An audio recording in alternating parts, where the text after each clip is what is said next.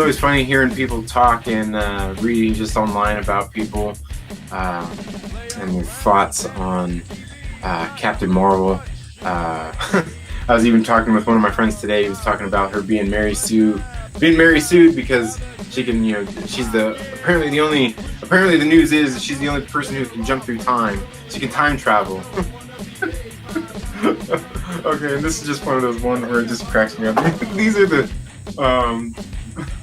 so I don't know, some of the rumors always crack me up just because Samuel L. Jackson said that she's the only one that can time travel.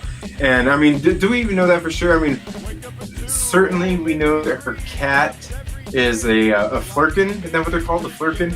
We know that her cat is called the flurkin, and they have these pocket dimensions apparently. I'm not sure what it's like within their bodies or something. I don't know.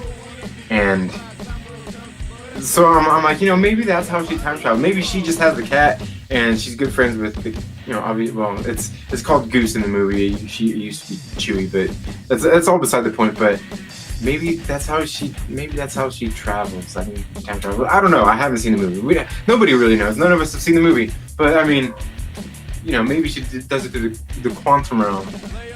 Things like that. It's hard to say. I mean, I have my own theories on some of the time travel stuff for that. You've probably seen, if you watch my videos, you've probably seen one of my theories about the time travel thing. I don't necessarily know. I mean, they really haven't. They discussed time theory, but they haven't done time travel necessarily. Even with the time stone that Doctor Strange was doing in the movie, with the apple and everything. That was more like time manipulation. It's not time travel. Time, like I said, said in one of my videos, I think time travel involves a machine. Somebody having the theories and coming up with a machine. And I did say in the same video about Bill Foster and Ant-Man and the Wasp having that chalkboard behind him, where it showed the guy walking through the door and basically like a gateway. But that could easily be something just like the God, what were those little portals? Remember when all the realms were aligning in Thor: The Dark World? Just like that, just like the convergence. Remember they dropped the keys? That wasn't the keys, was it? Yeah. Anyway, a lot of people don't like Thor: The Dark World, but I think it's a great movie. It's kind of funny that a lot of people think that. A lot of people say it's sloppy writing in that movie too, without knowing that was actually written by Stephen Marcus, Christopher Marcus, Steve McFeely.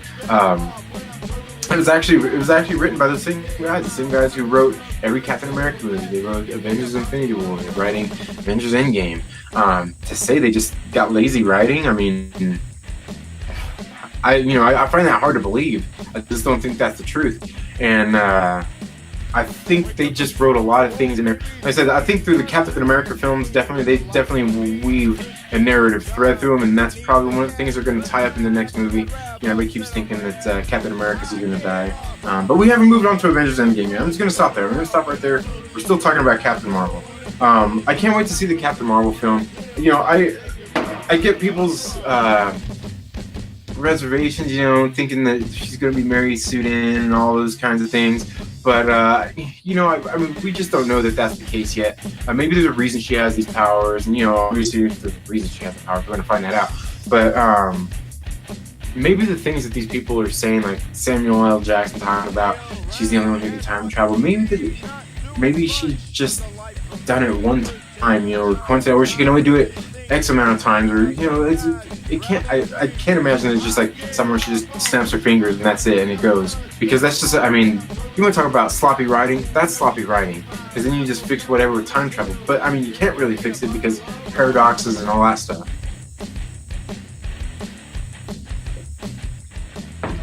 But yeah, and people talking about the trailers. They were talking about the last trailer where it seemed like they were being more buddy with the between Nick Fury and Carol Danvers. I didn't really get the feeling that they were being buddy at all. I kind of it felt to me like she was being a kind of a smart ass to him. She's like, a rough day, Fury. It seemed like she had probably gotten caught by him and maybe for questioning after after the blockbuster thing, and then maybe she escaped, escaped from Shield when they were questioning her or whatnot, and then he caught back up to her. I mean, that's what he does. You don't just escape from Fury. But I kind of got that feeling out of it, like she was being a smart aleck more than anything. Yeah, I don't know. All these apparently, hey, Comic Book University, awesome, man. Thanks for tuning in.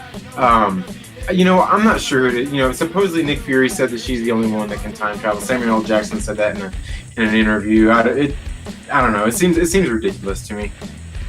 Like I said, time travel that hasn't really been explored much, I don't think. But yeah, I mean, in the trailer, I didn't really get a buddy cop thing. I mean, I think they're probably trying to build a relationship, or he's probably trying to gain her trust because he knows that there's obviously something special about you. I mean, she shows him that, and I'll be first rodeo. So yeah, I don't know about the whole Mary Sue thing. I mean, I think she's got a lot of powers, and they've obviously got to change it from the comics for the movies, and why would they want to put the comics just in the movies? A direct adaptation, I wouldn't even really want to go see it.